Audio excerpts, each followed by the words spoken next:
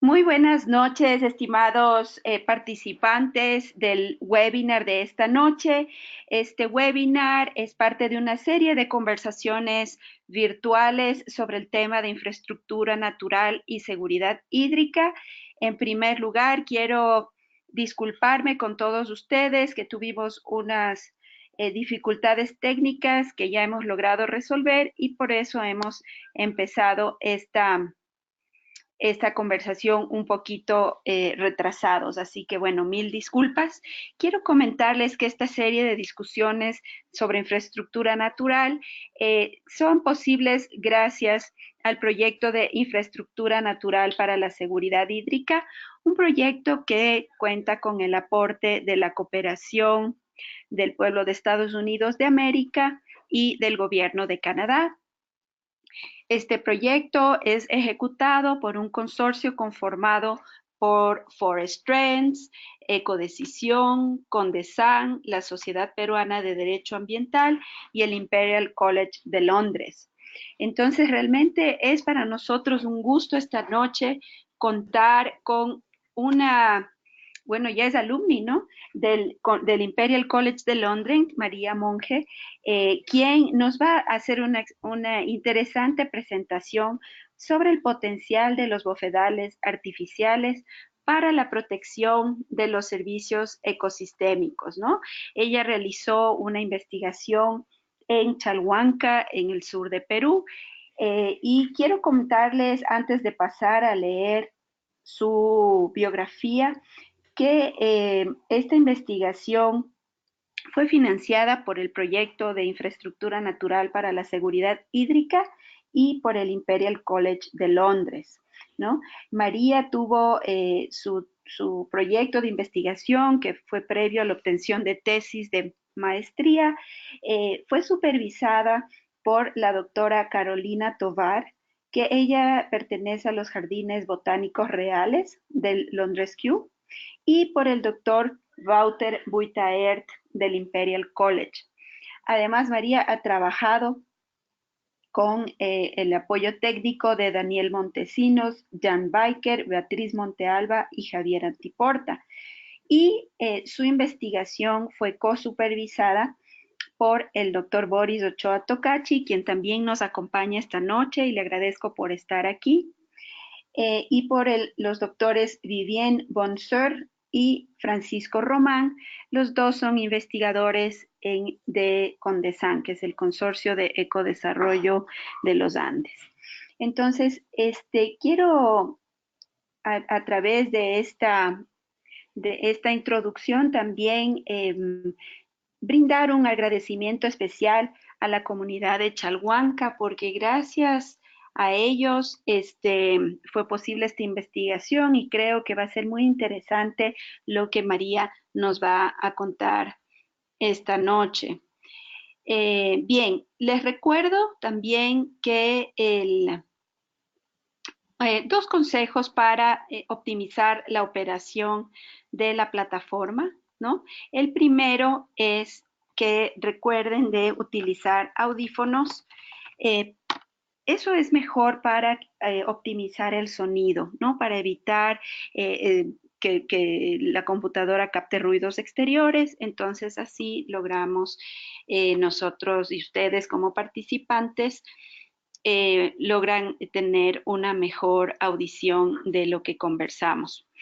Y el segundo consejo es que cierren cualquier ventana que puede estar consumiendo ancho de banda, algún programa, alguna base de datos, alguna, en general, algún programa que pueda consumir ancho de banda, ¿no? Quiero contarles ahora sobre María Monge Salazar. Ella es formada por la Nacional de Costa Rica. Entonces, ella tiene un bachillerato en biología y finalizó recientemente sus estudios de maestría en ecología aplicada en el Imperial College de Londres. María tiene experiencia en ecología de bosques y ríos tropicales y tiene un énfasis en insectos y anfibios, ¿no? gracias a su trayectoria académica y profesional, ella ha centrado su interés en la restauración de ecosistemas y en la protección del recurso hídrico. Entonces, María, te agradezco mucho por estar esta noche con nosotros. Y antes de darte el paso a compartir pantalla, para iniciar tu presentación, quiero recordarles a todos que nos pueden enviar sus preguntas a través de la opción de chat que se encuentra en el menú que está a la derecha de su pantalla. Entonces, con gusto nosotros vamos a recibir sus preguntas y pasarles a María para que ella pueda responderles. Entonces, bueno, bienvenida nuevamente, María. Quiero ahora paso a compartirte pantalla. Estoy buscándote, aquí estás. Entonces, adelante, María, y bienvenida. Gracias por estar aquí. Gracias, Tamara, por la introducción. Buenas noches a todos. Sí se puede ver la presentación. Sí, adelante, sí se ve tu pantalla. Bienvenida. Bueno, muchas gracias. Bueno, como ya mencionó Tamara, mi nombre es María José y la investigación que les voy a presentar esta noche es el resultado de una tesis que se realizó como parte del proyecto Infraestructura Natural para la Seguridad Hídrica y con el apoyo de las otras instituciones afiliadas. Bueno, para empezar con una pequeña introducción acerca de los bofedales, estos son humedales altoandinos que se alimentan de aguas subterráneas y que generalmente están dominados por pastos que forman cojines y acumulan grandes cantidades de turba. Los bofedales que se encuentran en la ecorregión de la Puna se caracterizan por tener poca precipitación, temperaturas muy bajas y también tienen una fuerte diferenciación entre la estación seca y la lluviosa. Estos humedales también proveen servicios ecosistémicos claves como la conservación de la biodiversidad andina, el almacenamiento de carbono, la provisión de forraje y la regulación del recurso hídrico, ya que funcionan como esponjas que van a absorber el agua y lo van a ir liberando progresivamente. Por este motivo, estos servicios ecosistémicos sustentan tanto la biodiversidad andina como el bienestar de las poblaciones humanas, por lo que son ecosistemas sumamente importantes. Los bofedales también, como la mayoría de los hábitats andinos en Perú, han sido sometidos a algún grado de influencia humana desde hace miles de años. Y esta influencia humana, que puede ser tanto positiva como negativa, sigue dándose hoy en día. Para darles un ejemplo más o menos de los efectos negativos de esta intervención humana, podríamos mencionar el de la minería y el sobrepastoreo, que son algunas de las amenazas principales a estos ecosistemas. Sin embargo, también existen comunidades que se han encargado de proteger estos ecosistemas a través de estrategias de manejo como la rotación de terrenos o la construcción de reservorios de agua. Y con esto han logrado conservar grandes áreas de bofedales. Algunas comunidades incluso han llegado a crear áreas de bofedal artificial para extender la cobertura del humedal natural. Los dueños de estos terrenos realizan estas extensiones para incrementar la producción de forraje para sus alpacas. Sin embargo, estas áreas pueden tener implicaciones mucho más importantes en otros servicios ecosistémicos.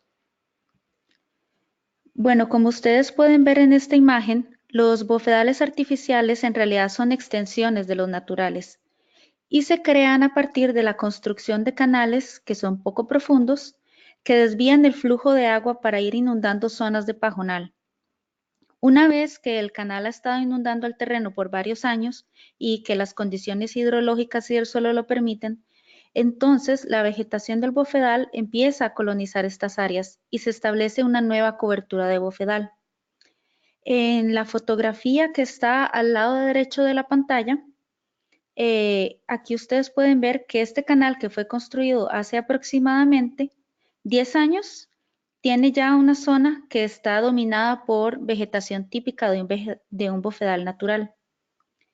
En muchos casos, estas prácticas han demostrado ser exitosas para la extensión de bofedales. Sin embargo, hay muy pocos estudios al respecto y la escasez actual de datos podría estar impidiendo el desarrollo de estrategias de gestión que permiten la protección y el manejo sostenible de estos ecosistemas.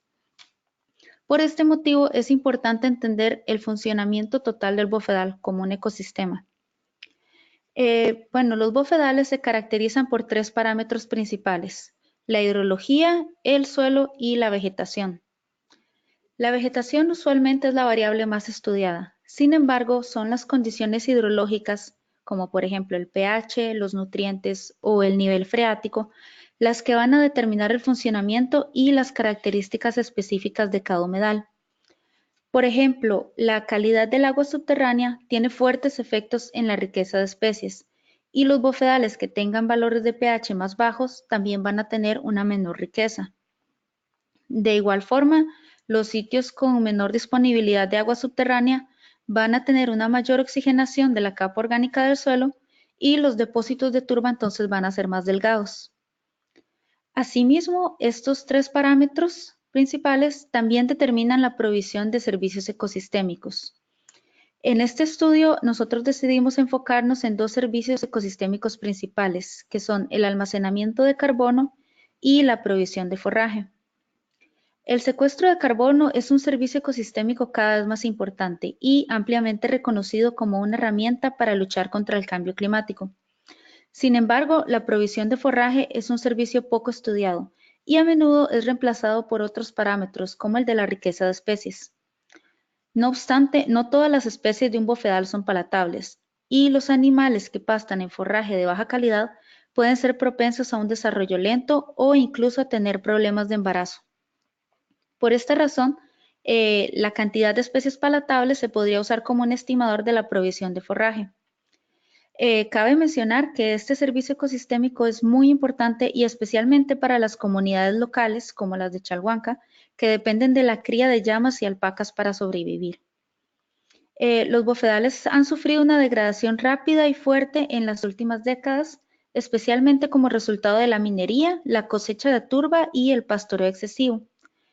Con la rápida degradación de estos ecosistemas y las crecientes amenazas del cambio climático, cada vez se vuelve más urgente comprender mejor su funcionamiento y tomar decisiones informadas sobre su uso para la conservación.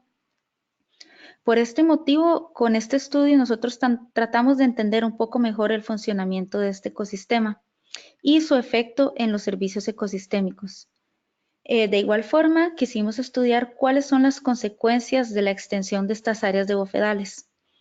Entonces, para resumir en nuestros objetivos, digamos en dos principales, el primero fue determinar cómo influyen estas características hidrológicas y de suelo en la provisión de los servicios ecosistémicos, que como ya habíamos mencionado, nos enfocamos en el almacenamiento de carbono y la provisión de forraje.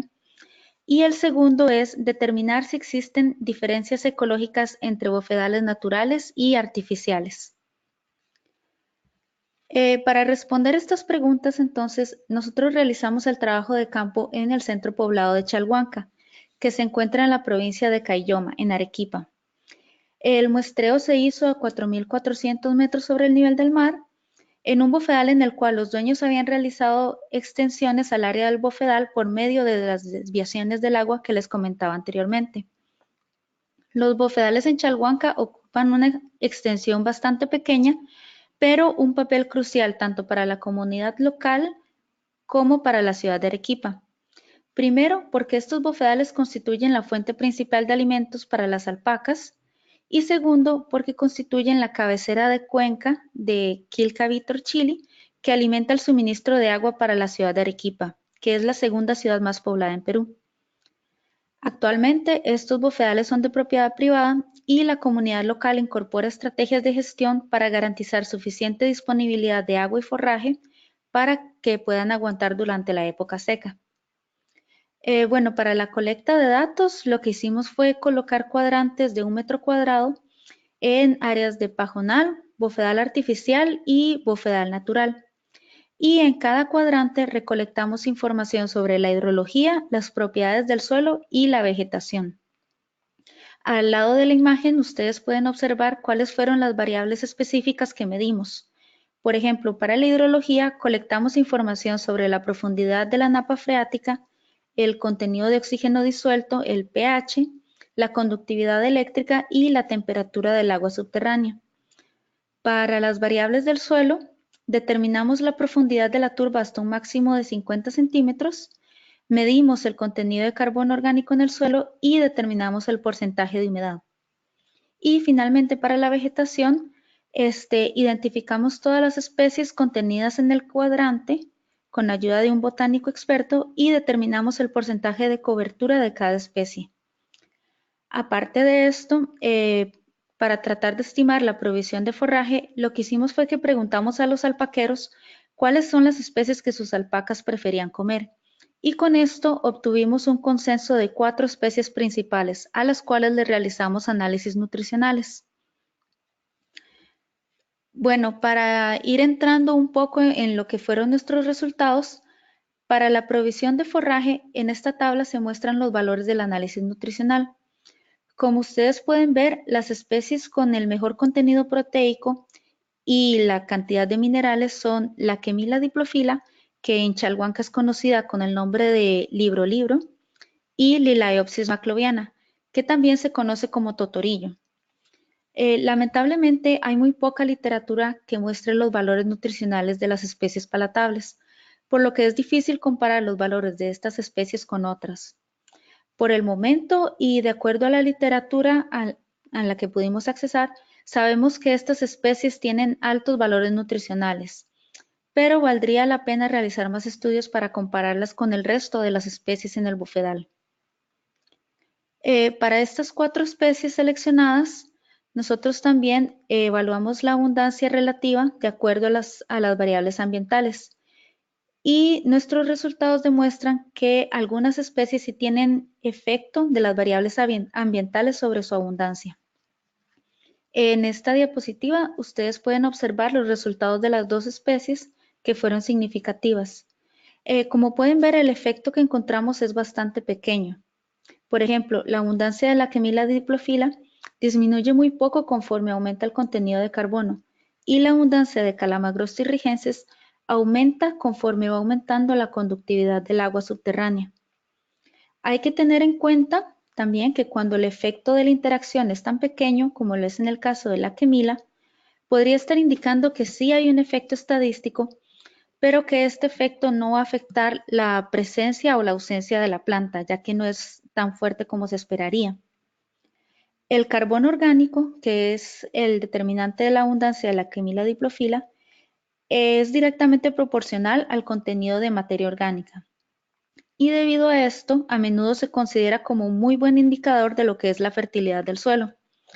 La materia orgánica mejora la calidad del suelo al aumentar la retención de agua y de nutrientes y por lo tanto mejora la productividad de las plantas y el rol del bofedal como regulador del recurso hídrico.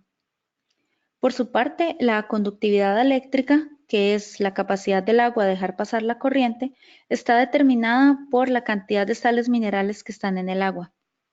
Una mayor conductividad corresponde entonces a una mayor presión osmótica alrededor de las raíces, lo que puede causar un estrés oxidativo en las raíces e incluso la desnaturalización de estructuras importantes y de proteínas esenciales. Los altos valores de salinidad también podrían evitar la absorción eficiente del agua y el crecimiento de las plantas, por lo que es un factor muy importante que determina la composición de comunidades vegetales, ya que no todas las especies pueden ser tan resistentes como las otras a este estrés osmótico. Y bueno, ¿cómo podemos mantener estas 2 variables ambientales estables? Bueno, el no extraer los depósitos de turba es primordial, pero también limitar el pisoteo y realizar rotación de terrenos para que el suelo no se compacte y se puedan mantener las condiciones en el agua subterránea. Otro factor importante es el de mantener las condiciones de alta humedad y una napa freática que esté bien superficial. En el bofedal en el que nosotros muestreamos, las nacientes de agua se encontraban a muy pocos metros, por lo que el suministro de agua era constante incluso durante la época seca. Sin embargo, en otros bofedales, también ubicados en Chalhuanca, algunos dueños lo que hacen es almacenar el exceso del agua que se genera durante la época lluviosa y lo van liberando durante la época seca, por lo que se mantiene el pase constante de agua y la estabilidad de la vegetación. Ahora, con todas estas amenazas del cambio climático, de que va a alterar el ciclo hídrico y las precipitaciones, los alpaqueros mencionan que las lluvias de los últimos años sí son más fuertes, pero se dan también en periodos de tiempo más cortos. Por esto mismo, el almacenamiento de agua, ya sea en estos reservorios o incluso en el suelo del bofedal, es muy necesario para subsistir durante los meses de sequía que cada vez se van haciendo más extensos. Bueno, para ver un poco cómo son los resultados con la acumulación de carbono, podemos ver que la profundidad de la turba se ve afectada negativamente por el nivel del oxígeno disuelto en el agua y que con cada aumento en el oxígeno disuelto, la profundidad de la turba también disminuye. La turba es el resultado de años de acumulación de materia orgánica parcialmente descompuesta. En condiciones normales, la materia orgánica que se deposita en el suelo se descompone por la acción de los microorganismos y se devuelve a la atmósfera como CO2. Sin embargo, en el caso de los humedales y también particularmente el de las turberas, las condiciones ambientales de inundación y bajas temperaturas provocan condiciones anaeróbicas en las cuales no hay oxígeno. Y con estas condiciones, los microorganismos no pueden degradar la materia orgánica, por lo que se va acumulando en forma de turba. Por este motivo, si los niveles de oxígeno en el agua subterránea aumentan, la degradación de la materia orgánica también va a aumentar y los depósitos de turba se van a ir reduciendo. De igual forma, como ustedes pueden observar en el gráfico de la derecha, no solo las variables ambientales son las que afectan los depósitos de turba, sino que también las variables bióticas. Como pueden ver aquí, existen ciertas especies en el bofedal que están más asociadas a grandes acumulaciones de turba. Ustedes aquí las pueden ver señaladas con flechas rojas. Estas especies podrían estar actuando como ingenieros ecosistémicos, es decir, que con su fisiología modifican el ambiente que las rodea, haciéndolo más apto tanto para ellas como para otras especies. Un ejemplo de esto son las plantas formadoras de cojines, como Distichia muscoides, que está aquí representada en la foto, que esta especie lo que hace es incorporar más materia orgánica en el suelo, lo que aumenta la cantidad de nutrientes disponibles y ayuda a aumentar la retención de agua. Y finalmente, cuando comparamos la ecología de los bofedales naturales con los artificiales, podemos notar en el gráfico de la derecha que existe una diferencia en la riqueza de especies, con el bofedal natural teniendo aproximadamente 1.2 especies más que el bofedal artificial. La composición de la comunidad de plantas también difiere, pero con una diferencia más o menos de 6% entre las comunidades, lo que es bastante pequeño cuando lo ponemos en perspectiva. Sin embargo, a pesar de que la riqueza y la composición vegetal son diferentes, la provisión de servicios ecosistémicos no difiere entre ambos bofedales. Es decir, que el bofedal artificial puede brindar la misma cantidad de especies palatables y almacenar la misma cantidad de carbono que el bofedal natural. Esto nosotros creemos que puede ser debido a que ambos bofedales están conectados espacialmente y también que están irrigados por las mismas nacientes de agua, lo que contribuye a que no hayan diferencias tanto en las variables hidrológicas como de suelo, y que consecuentemente los servicios ecosistémicos sean similares. Y bueno, ¿esto qué quiere decir? Bueno, quiere decir que los miembros de la comunidad de Chalhuanca, al tratar de expandir las áreas de alimentación para sus alpacas, han logrado crear nuevos sitios de alimentación con las mismas características que los bofedales naturales. Y también han ampliado la cobertura de sus bofedales y creado nuevos sitios que funcionan como sumideros de carbono.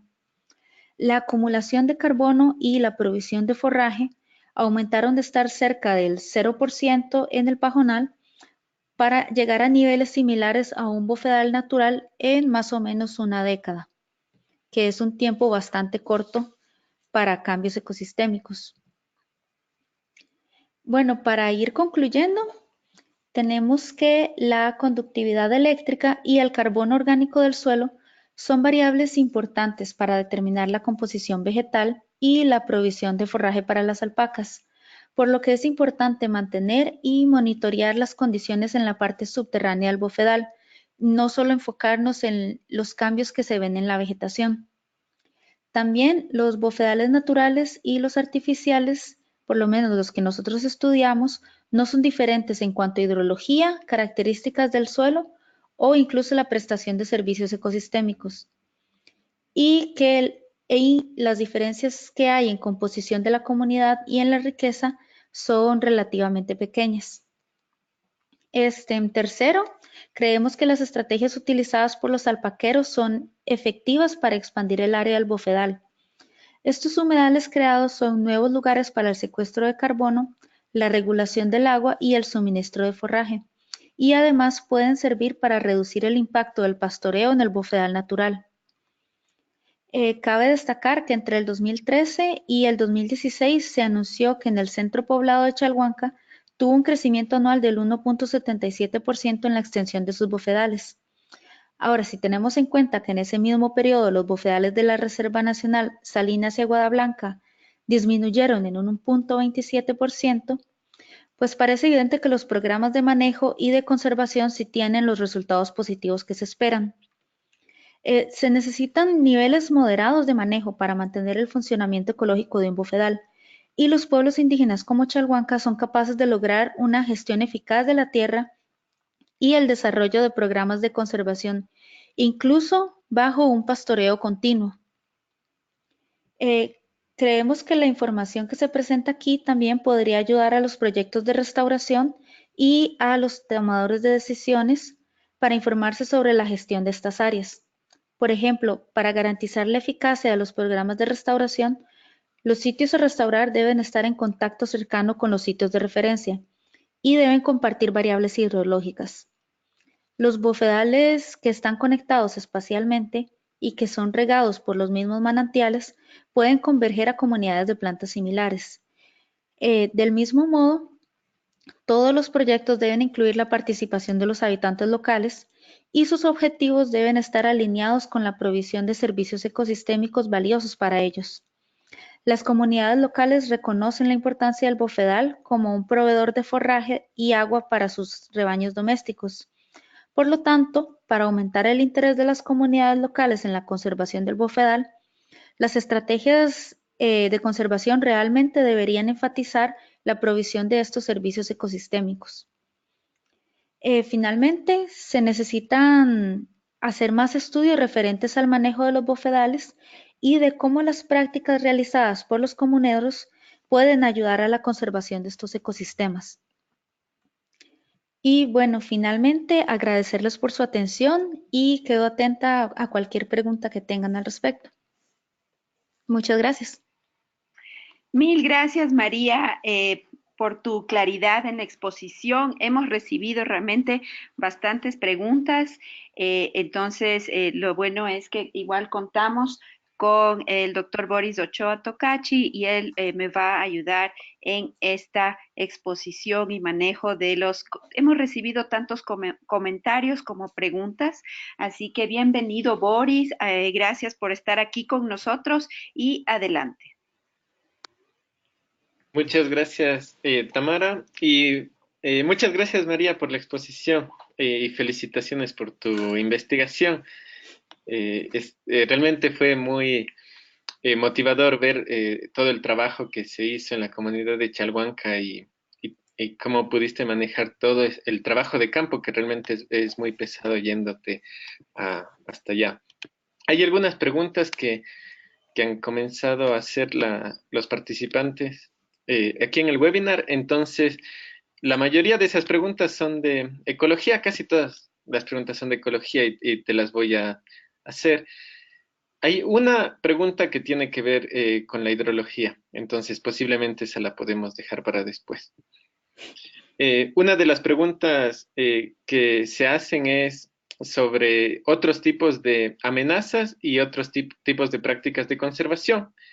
Entonces, un comentario, creo que más que pregunta, dice, otra de las amenazas que sufren los bofedales es la extracción de turba, que es una actividad bastante extendida en la zona centro y norte del Perú. Y efectivamente creo que es una de las que estamos tratando de manejar a través de la gestión de bofedales. Otro comentario, María, y que es una pregunta es, Además, se realizan prácticas de conservación de suelos a través de zanjas de infiltración para infiltrar agua y evitar la erosión de los suelos. ¿Has visto tú alguna de estas dos prácticas, sea la extracción de turba o sea las zanjas de infiltración en la zona de estudio? Bueno, en la zona de estudio en la que nosotros estuvimos, no vi ningún índice de extracción de turba. Creo que muy posiblemente la comunidad no realiza esto. Sin embargo, sé que ellos sí están realizando zanjas de infiltración para justamente evitar la erosión. Y cuando, digamos, ya cuando se vienen las lluvias muy fuertes y se traen las zanjas de infiltración, ellos tratan de remover el sedimento que se va acumulando en el bofedal para que éste no opaque la vegetación. Ya, muchas gracias. Otra pregunta que la menciona aquí es, otro de los servicios ecosistémicos que proveen los bofedales podría ser el de alojar aves migratorias. ¿Has podido observar esto en la zona de estudio también? Este, bueno, sí sé, de acuerdo a la literatura, los bofedales son también sitios súper importantes para las aves migratorias, incluso las aves nativas. Yo como no sé mucho de aves andinas ni migratorias, no estuve observando las aves en el bofedal, entonces no sabría decir concretamente si en Chalhuanca se da, pero creo que en la Reserva Nacional, que está muy cerca de Chalhuanca, sí se albergan algunas aves importantes. Pero sí, definitivamente ese es un servicio ecosistémico que se resalta en casi toda la literatura que se encuentra respecto a los bofedales. Muchas gracias. Otra de las preguntas que se hace y que tiene que ver con las especies de forraje que se han encontrado, una dice, para el almacenamiento de carbono se hacen plantaciones con especies nativas, principalmente con ichu y queñua, que capturan agua. Eh, la pregunta es, ¿estos forrajes son los que tú has observado son principalmente para la crianza de alpacas y llamas? ¿Has visto algún tipo de cultivo de otro tipo de plantaciones de especies nativas?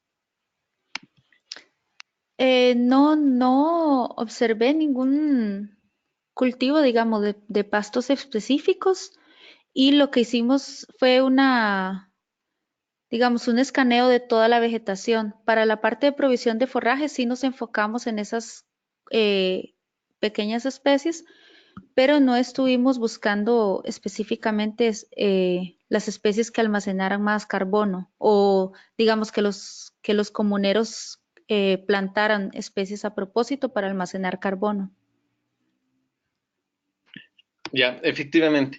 Hay otra pregunta también sobre las especies que dice, dentro de la clasificación de las especies de forraje que existen en estos bofetales, tal vez se logró identificar una variedad que localmente se la conoce como tiña, que coadyuva al incremento de sarcocistiosis porque es consumida más por las llamas.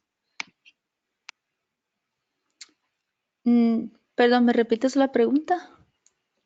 Sí, dice que sí, es que tal vez dentro de la clasificación de las especies de forraje en estos bofedales se logró identificar una especie que localmente la llaman tiña, porque posiblemente esta especie coadyuva al incremento de la sarcocistiosis porque es consumida más por las llamas. Ah, ok. No, con las especies que nosotros encontramos y bueno, con los nombres comunes que me mencionaban los comuneros, no recuerdo ninguna que le hayan mencionado tiña. Sin embargo, no descarto que esté porque puede estar en alguna otra zona en algún otro bofedal o algo así. Sin embargo, puede ser que esté la misma especie, pero con algún otro nombre. También, porque tiña, como los nombres comunes cambian, dependiendo si está, por ejemplo, los nombres en Moquegua tienen diferentes nombres a los que se les dan en Chalhuanca. Es posible que sí esté la especie, pero con otro nombre. Sin embargo, de las que colectamos, ninguna tenía ese nombre común. Ya, muchas gracias. Otra pregunta dice, ¿qué tipo de especies de los bofedales altoandinos son los que son más resistentes al cambio climático y por lo tanto nos daría un mejor servicio ecosistémico como agua, provisión de forraje o captura de carbono? Bueno, de especies resistentes al cambio climático, en realidad en los Andes es difícil encontrar muchos estudios que ahunden en esto. Como digo, la literatura acerca de los bofedales es bastante limitada, aunque ya, bueno, con el cambio climático empiezan a salir más estudios.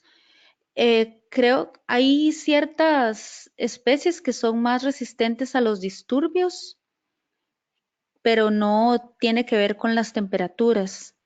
Por ejemplo, Distiquia muscoides creo que es una especie que se considera clave para los bofedales que están en una buena condición. Entonces sería susceptible, por ejemplo, al cambio climático. Hay otras especies, digamos como Calamagrostis, lamentablemente, que también puede indicar un disturbio y podría también ser más resistente a lo que serían los cambios ambientales, como el del cambio climático. Ya, perfecto, muchas gracias. Una de las preguntas también dice, ¿cuáles son las comunidades vegetales más frecuentes en los bofedales artificiales? Bueno, como nosotros no encontramos diferencias entre los naturales y los artificiales, son bastante similares. Sin embargo, creo que en los bofedales artificiales sí hay, digamos, hay menos vegetación formadora de cojines.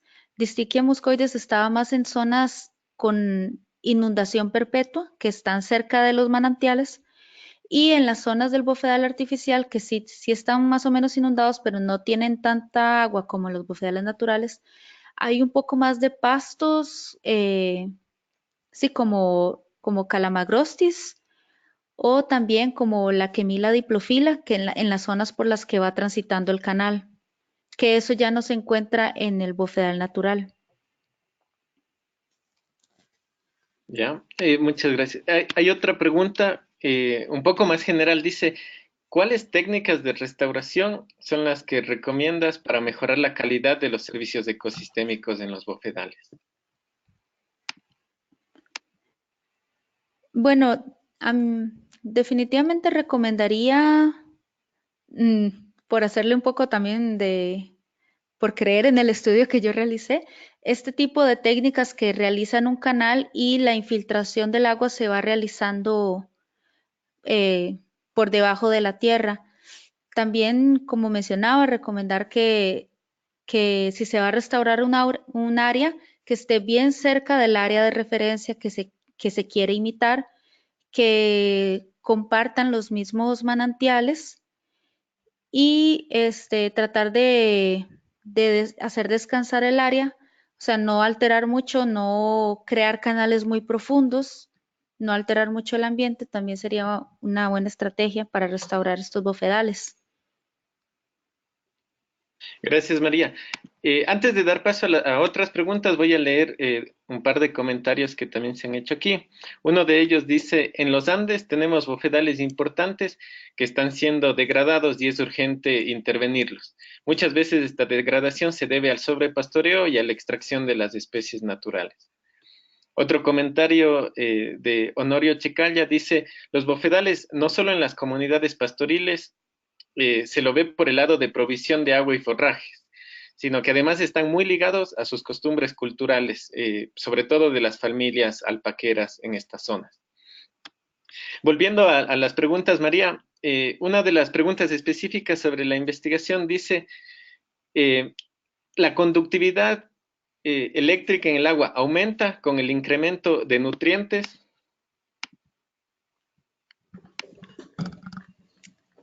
Perdón. Sí, La conductividad eléctrica sí, aumenta con... con el incremento de nutrientes en las especies que se han estudiado. Nosotros no vimos ninguna relación entre lo que sería la materia orgánica o la cantidad de nutrientes con la conductividad eléctrica. No había ninguna correlación entre ambas variables.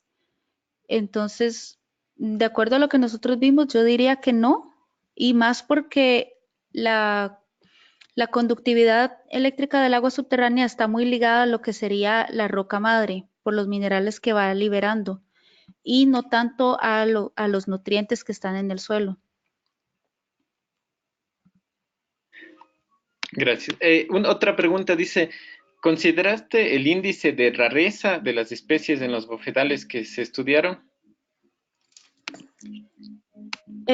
No, nosotros, bueno, en los análisis, en los primeros análisis que realizamos, sí calculamos índices de diversidad en los que se estaban evaluando la rareza o la dominancia de las especies. Sin embargo, al final decidimos incorporar un análisis de ordenación para incluir ya la composición de la comunidad como tal y no estar tan limitados por los índices de diversidad o de rareza de las especies. Entonces lo que hicimos fue una ordenación de las comunidades que nos presentaban resultados más claros de lo que queríamos ver. Gracias. Una pregunta que se ha repetido es, ¿consideras tú que se puede hacer una valoración económica de los bofedales artificiales? Sí, claro que sí. En realidad, respecto a esto, hay una tesis de licenciatura, creo que también se realizó en Chalhuanca, y es una tesis de economía en la que ellos valorizaban en cuánto se podría vender el almacenamiento de carbono que tienen estos bofedales. Y creo el suministro de agua también, el que tenían. Y bueno, no recuerdo exactamente cuáles eran los valores, eran bastante elevados, pero si se puede hacer ese tipo de análisis para una parte pequeña de un bofedal natural, de igual forma se pueden hacer para el bofedal artificial, especialmente porque se pueden tener registros de cómo antes no había nada y cómo se fueron creando estos servicios ecosistémicos para darles un valor económico aún más importante. Gracias. Existen dos preguntas que tienen que ver con la evolución de los bofedales artificiales. La una dice, perdón, la una dice, ¿cuáles son las comunidades vegetales que se forman más rápido en los bofedales artificiales? Y la segunda es, ¿cómo se dató la antigüedad de los canales de creación de los bofedales artificiales? ¿Se lo hizo con conversaciones con los pobladores? Ok, la primera, que era cuáles son las especies que se van, Formando que más van, rápido. que se van formando más rápido. Esa sí no sabría decirlo porque nosotros llegamos y tuvimos, si bien era un gradiente, no era un gradiente perfecto, digamos, teníamos lo que es el pajonal, el bofedal artificial que ya llevaba 10 años de formación y el bofedal natural. Entonces, para saber más o menos cómo sería el gradiente de sucesión ecológica de las especies, habría que ir muestreando año con año para ver cómo se van estableciendo estas especies.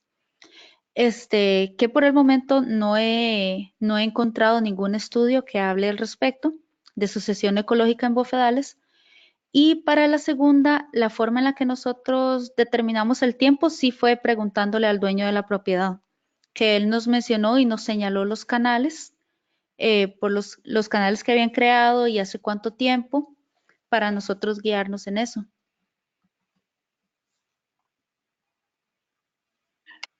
Gracias. Una pregunta relacionada es, ¿se conoce cómo eran las condiciones anteriores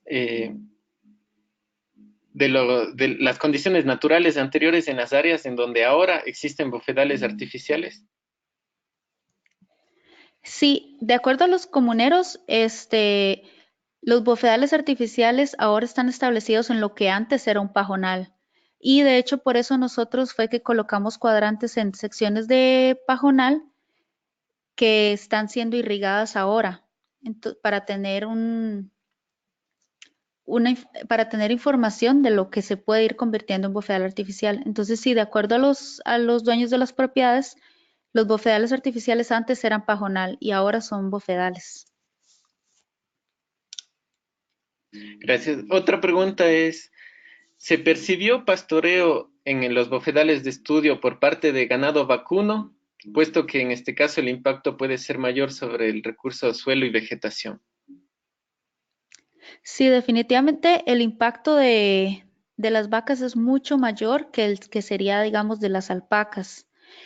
Nosotros en los bofedales de Chalhuanca no vimos ningún ganado vacuno. Lo único que observamos fueron alpacas y en el bofedal en el que estábamos muestreando también estaba en un periodo de descanso.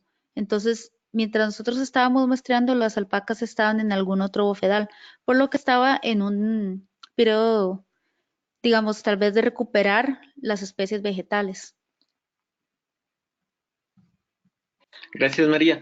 Ahí otra pregunta dice, ¿las fuentes de agua en los bofedales artificiales que estudiaste venían de agua glaciar o solamente de agua subterránea?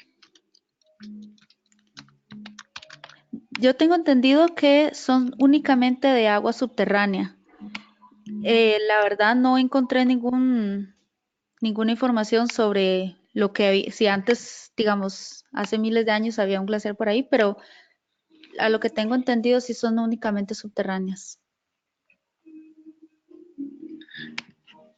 Ya, gracias María. Solamente para confirmar eso también desde la parte hidrológica, lo que se observa en la zona de Chalhuanca es a veces caídas de hielo, o sea, granizo, heladas y a veces también caídas de nieve que son en ciertos eventos también un poco extremos.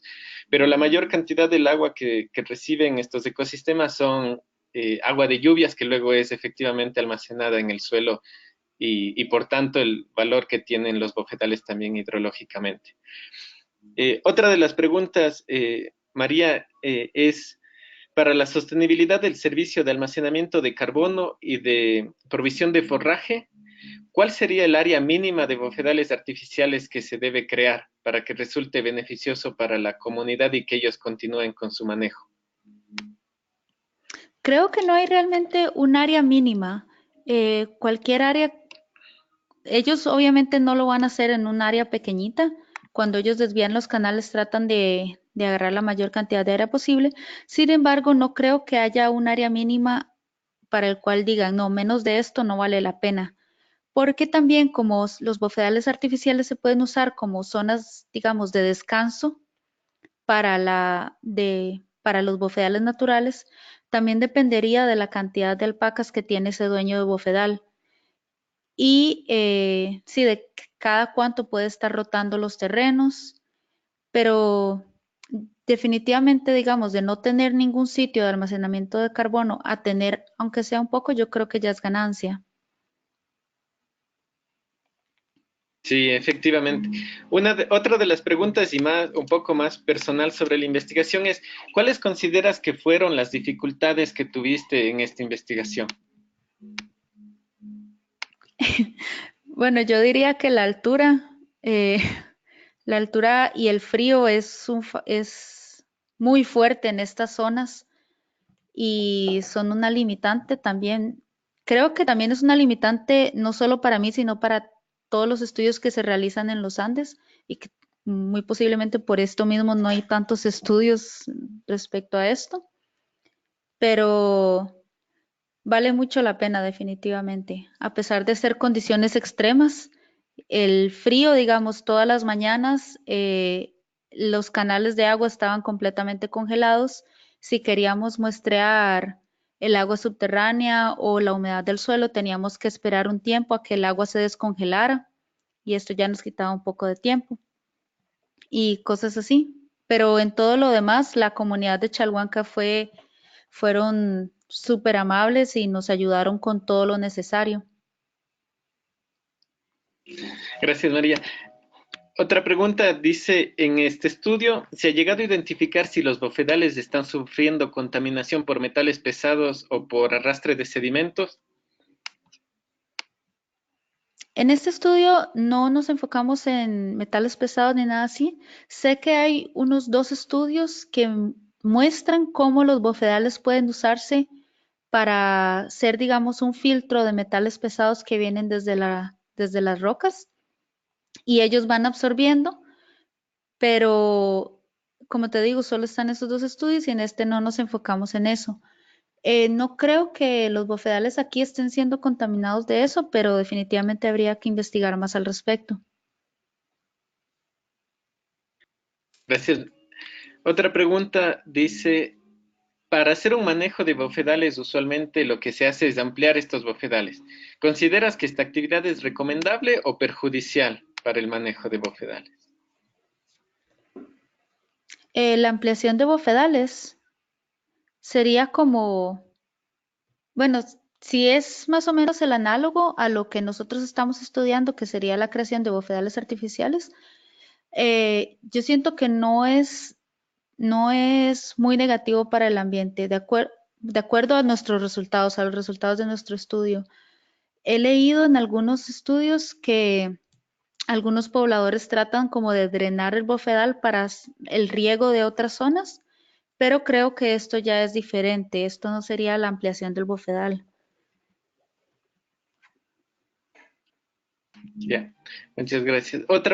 Una pregunta eh, sobre sobre algo que se ha observado en otros bofedales. Dice, en bofedales por encima de los 4.400 metros sobre el nivel del mar, a veces son invadidos por una especie espinosa llamada culi por los aymaras de Puno. Esta especie invasora de bofedales es una Cyperacea oxychloe andino que según los campesinos se debe a un mal manejo del agua del bofedal. ¿Has encontrado tú algo similar en el caso de Chalhuanca? Esa especie no la encontramos en Chalhuanca, definitivamente. Solo encontramos una pequeña especie que es invasiva, pero su abundancia era menor como al 2%, entonces no era tan peligrosa. Ya, gracias. Una pregunta un poco más técnica también dice, entiendo que la ordenación es porque empleaste una evaluación fitosociológica, pero si son zonas ya manejadas, es posible que por ello no encuentres muchas diferencias entre las zonas hidromórficas o los bofedales artificiales y los bofedales naturales. ¿Consideraste las pulsaciones de las áreas de los bofedales? Ah, las pulsaciones de las áreas de los bofedales. Pues no, nosotros la ordenación que realizamos, pues estaba contemplando todas las áreas del bofedal, digamos, lo hicimos para los artificiales y los naturales. Y sí contemplamos que hubiera digamos, que no hubiera autocorrelación espacial entre cada cuadrante, por lo que no me queda claro por qué diría que es posiblemente por eso que no hay diferencias ecológicas. Ya, muchas gracias. Una pregunta también un poco técnica. Dice, ¿podrías explicar el término de composición de la comunidad? ¿A qué se refiere? Sí, la composición de la comunidad lo que está evaluando es tanto la identidad de las especies como la abundancia de cada especie.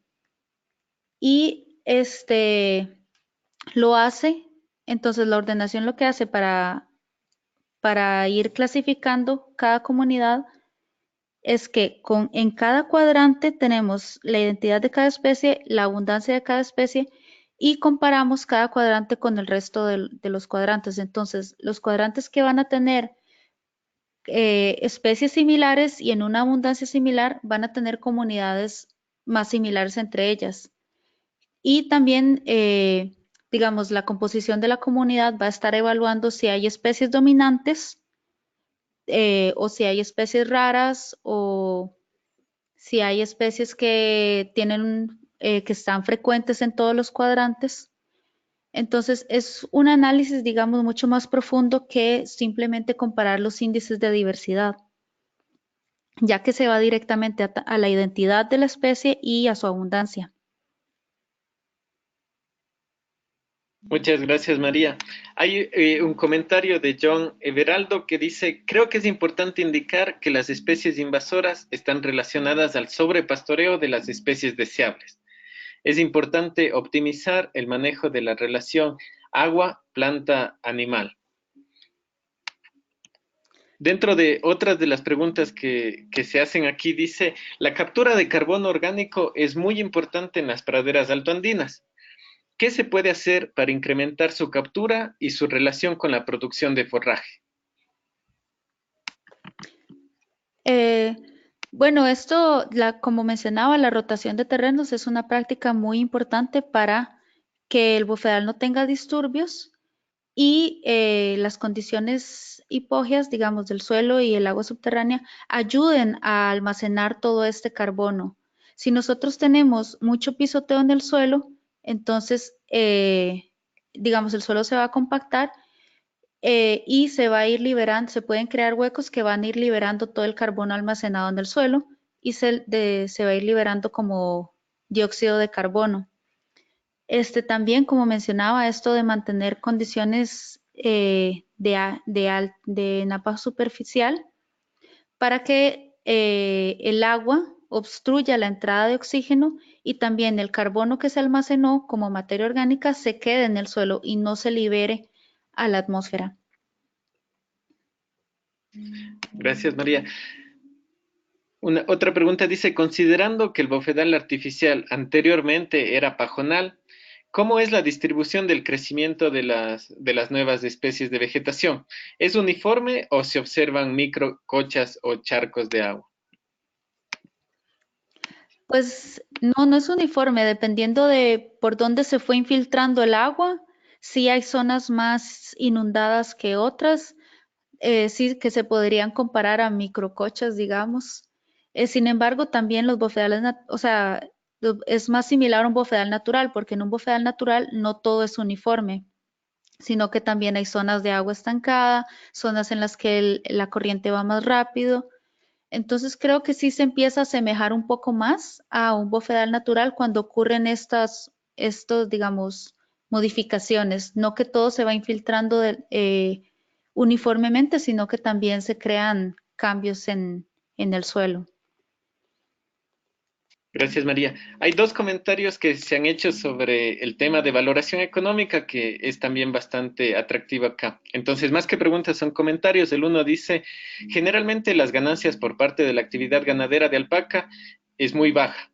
En Puno quizás se está mejor porque tiene mayor población de alpacas, pero el resto de las zonas alpaqueras no es igual y es por eso que se podría ver la opción de venta de carbono o implementación de mecanismos de retribución por servicios ecosistémicos para proteger los bofedales, pues la cantidad de llamas viene desapareciendo y el de alpacas aún no se ha trabajado el tema de mejoramiento de fibra de alpaca, el mismo que está asociado a la alimentación de los animales, y por tanto la recuperación de estos bofedales y la integración de enfoques es muy importante.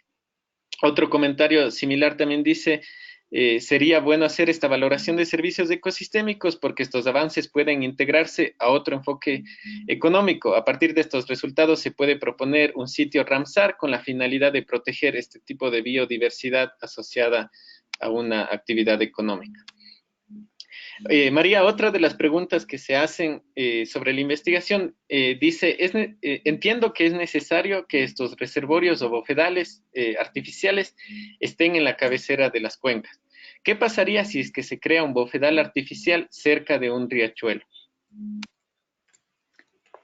Eh, bueno, los bofedales justamente para establecerse necesitan ciertas condiciones hidrológicas, ¿verdad? Si se trata de establecer cerca de un riachuelo, es muy posiblemente que la velocidad con la que va pasando el agua sea mayor a la que necesita el bofedal. Entonces, creo que causaría más erosión en la vegetación y no serían las condiciones que se requieren para el establecimiento del bofedal, que necesita agua que vaya un poquito más lenta, que se pueda estancar un poco más, que se infiltre un poco más en el suelo y sí, dependería también de la velocidad de con lo que va el riachuelo. Y de acuerdo a un comentario que hiciste anteriormente con respecto a la remuneración por servicios ecosistémicos, bueno, también parte del trabajo, eh, uno de nuestros objetivos, pero no uno de los principales, es también como evidenciar el trabajo que se ha ido realizando el Chalhuanca, porque esto de del pago por servicios ambientales, que se podría llamar así,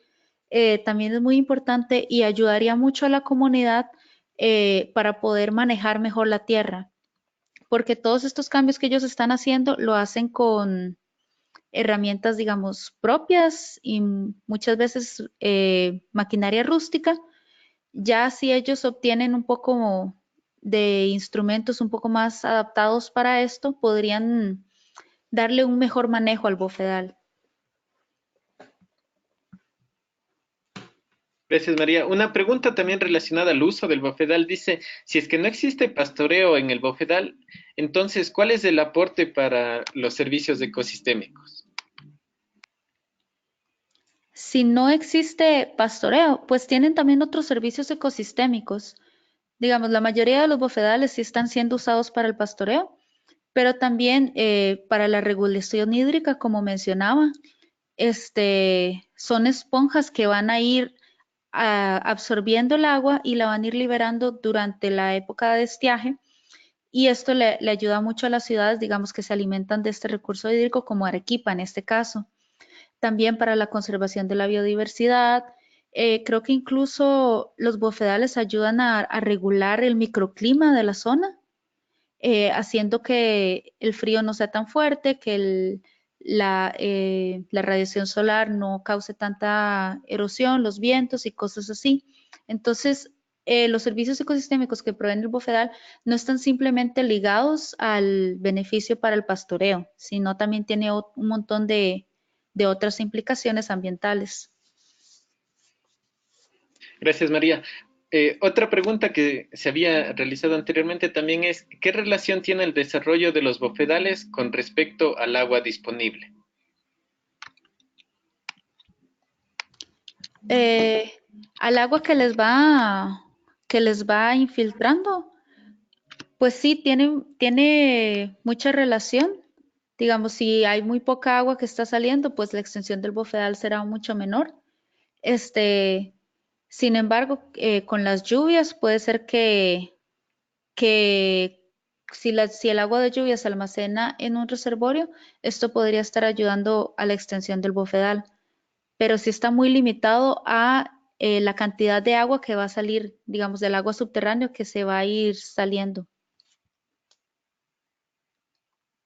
Sí, gracias, María. Y desde el otro punto de vista también creo que es importante lo que tú mencionabas de los servicios ecosistémicos que los bofedales dan y precisamente el desarrollo de la recuperación de los bofedales y la construcción de bofedales artificiales también permite brindar estos servicios ecosistémicos.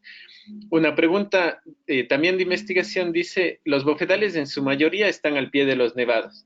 ¿Qué tan importante es el estudio de la relación entre el retroceso de los glaciares con la extensión o reducción de las áreas de bofedales? Yo pienso que ese tipo de estudios es muy importante. Han salido bueno, un estudio ha salido de que algunos bofedales no están limitados por el agua que se deriva de los glaciares. Sin embargo, es muy importante ver esta relación y ver cómo con la reducción de los glaciares se van a ir reduciendo o se van a ver afectados los bofedales. Entonces, sí, ese definitivamente debería ser una prioridad de ir estudiando, más con todos estos cambios que han habido por el aumento de temperaturas, el cambio climático y el derretimiento de los glaciares. Gracias, María. Un comentario, posiblemente pregunta también, dice, se mencionó lo de la diferenciación debido a que los bofedales concentran especies adaptadas a sus condiciones particulares. Un ejemplo sencillo es la presencia de especies del género Gentianella, las cuales tienden a ser endemismos o de distribución restringida. ¿Hay una buena correlación entre el número de especies endémicas o restringidas con respecto a si son zonas manejadas o no? No vimos ninguna correlación entre especies nativas y, digamos, el tipo de manejo que se le da. La mayoría de las especies que observamos sí eran nativas. Sin embargo, sí hay bastantes, aunque no lo estudiamos en esta investigación, tenemos entendido que sí hay, digamos, una interacción muy fuerte entre las especies del bofedal. Por ejemplo, la facilitación, algunas especies van a cambiar las variables ambientales y van a ayudar a que otras especies se establezcan. Entonces eso también sería algo interesante de ver en este y en otros bofedales. Gracias, María. Una de las primeras preguntas que habíamos recibido de parte de Yolanda Maque dice, en las cabeceras de cuenca de las zonas altoandinas de Perú se están construyendo pequeños reservorios naturales para siembra y cosecha de agua, llamadas cochas rústicas. ¿Estas cochas rústicas podrían ser consideradas o podrían crear bofedales artificiales? No he observado cochas rústicas. Digamos, las cochas que nosotros observamos en Chalhuanca es lo que hacían era almacenar el agua y conforme y ya en la salida del agua de las cochas sí se iba estableciendo vegetación del bofedal. Entonces, muy posiblemente sí se puedan usar para establecer bofedales ya a largo plazo. Muchas gracias, María. Antes de ir a la última pregunta, hay dos preguntas que creo que son bastante rápidas. La una dice, ¿es posible que los relaves de minería puedan contaminar áreas de bofedales? Creo que ese es uno de los puntos que primero habías mencionado tú sobre amenazas de parte de actividades humanas. Precisamente la minería viene a ser una de las principales amenazas, no solo para los bofedales, sino para varios ecosistemas altoandinos. Otra pregunta dice, ¿se pueden aplicar bofedales artificiales hacia la zona de la Amazonía? Creo que este punto también tiene que ver con la ubicación. En el caso de los bofedales, principalmente estos están ubicados en las zonas altas de las montañas, tanto para la vertiente pacífica cuanto para la vertiente amazónica. Posiblemente si es que la pregunta viene a ser con las zonas más bajas, entonces estaríamos hablando de otro tipo de ecosistemas como los pantanales y los humedales también. La última pregunta, María, es también un poco más sobre la investigación. ¿Cuánto tiempo tardó tu investigación y cuáles podrían ser los siguientes pasos para esta?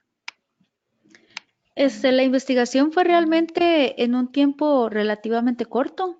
Fueron simplemente algunos meses, como 5 meses de investigación. Sin embargo, los próximos pasos que sería bueno tomar junto con DESAN y las otras instituciones es realizar este tipo de monitoreos ya a largo plazo para ir viendo cómo se va dando la sucesión ecológica en el bofedal. También extender a otros bofedales, tal vez en otras zonas, para ver si las condiciones ambientales se van dando de forma diferente dependiendo de la región. Y también extenderlo a otros tipos de manejo. Nuestro estudio también estaba muy limitado en términos de sitios, porque como en Chalhuancas los bofedales son de propiedad privada, pues cada dueño integra las estrategias que él cree mejor para su bofedal. Y eso hace que cada bofedal tenga una combinación, digamos, especial. Cada bofedal tiene una combinación especial de manejo. Algunos hacen las extensiones, algunos hacen extensiones más reservorios de agua, otros tratan de fertilizar los pastos. Entonces, sería bueno también extender el potencial de todas estas otras estrategias de manejo y cómo podrían combinar con la creación de bofedales artificiales para ya tener mejores estrategias de gestión y de manejo de los bofedales y que se podrían usar en estrategias de restauración. Listo, María, te agradezco mucho, te agradecemos mucho por tu tiempo, por esta discusión tan interesante. Realmente hemos tenido muchísimas preguntas, muchos comentarios. Algunas realmente todavía se quedan, pero por un tema de manejo del tiempo no nos extendemos más allá de lo planificado. Entonces, quisiera agradecerles a Marianela Crispín, que nos compartió una investigación que realizó en la Universidad de La Molina sobre este tema. Hemos enviado en el chat el enlace a dicha investigación. Entonces, gracias Marianela. También agradecerle a Bernie Brito porque nos ha mandado varios aportes. También a Yolanda. Estuvo también otro compañero de zona indígena en Perú. Perdonen que no tengo el nombre a la mano, pero gracias también por su participación. Para todos los que han estado esta noche y para los que no tuvieron la oportunidad de participar, les enviaremos el link a la grabación de este webinar que estará disponible a partir del día de mañana en el canal de YouTube de Cursos de Ecodecisión.